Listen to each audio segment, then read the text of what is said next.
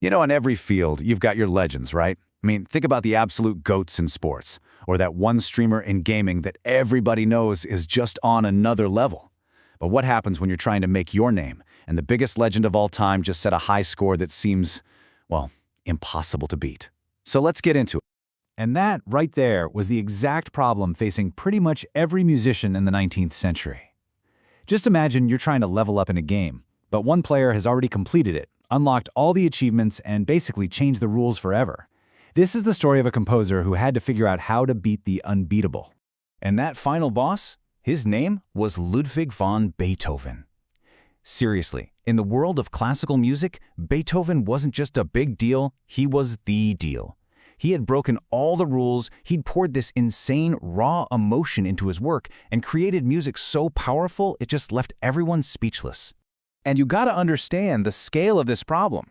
This was not some friendly competition. Oh no, it was like trying to start a YouTube channel today when Mr. Beast already exists. Beethoven's legacy was this massive, intimidating shadow that loomed over every single composer who dared to pick up a pen. So who in their right mind would be brave enough to even try to step out of that shadow? Well, let me introduce you to our hero, Johannes Brahms. And his origin story is probably not what you'd expect from a classical music legend. We're not talking about some rich kid with fancy private tutors. We're talking about a serious grind right from the very beginning. So Brahms grew up in Hamburg, Germany, and his family really didn't have a lot of money. To help make ends meet, he was actually playing piano in these kind of rough dockside bars and restaurants. But while he was doing that, he was also spending every spare moment he had studying the masters, especially guys like Bach and Beethoven. He was building his skill points from the ground up, and people could tell, even back then, that this kid was something special. You know how in every hero's journey there's that one moment that just changes everything? Well, for Brahms, it was meeting the super famous composer Robert Schumann and his wife Clara, who was an absolutely incredible pianist herself. This was the moment his life went from like a side quest to the main story. After hearing Brahms play, Robert Schumann went and wrote this famous article basically calling him the next great genius. Now, this was like getting a shout out from the biggest celebrity in the world. All of a sudden, everybody knew his name. But with all that fame came an absolutely insane amount of pressure. Now, he didn't just have to be good, he had to be a genius. No pressure, right? And yeah, that pressure, it pushed Brahms into becoming a total, extreme perfectionist. He was completely obsessed with making his work flawless, especially because he knew that everyone, and I mean everyone, would be comparing him to one person in particular. That's right, his own internal struggle became this epic battle against the legacy of his idol. He wasn't just writing music anymore, he was desperately trying to prove he was even worthy of being mentioned in the same breath as the great Beethoven. You want to know how intense this pressure was? Get this, it took him more than 20 years to finish his very first symphony. A symphony was Beethoven's signature move, right? And Brahms was just terrified that his wouldn't measure up. 20 years. I mean, his perfectionism was so extreme that he literally burned his own compositions if he thought they weren't good enough. That's like a pro gamer deleting any recording that isn't a flawless victory. He only wanted his absolute A game to survive. So how did he deal with this? What was his strategy? Well, it was totally different from what other composers were doing.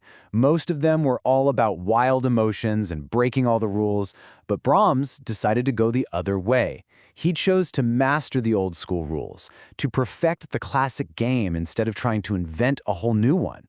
He really believed he could create something powerful by working inside those old structures.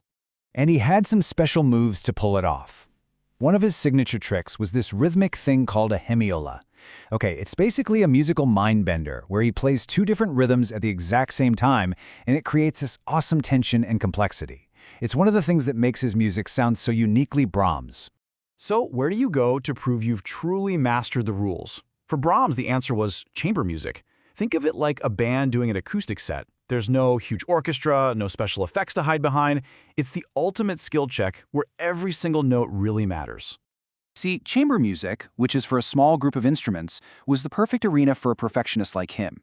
Every single instrument is heard clearly, so every part has to be perfectly crafted. This was where Brahms could really show off his incredible skill at weaving these complex patterns and deep emotions together.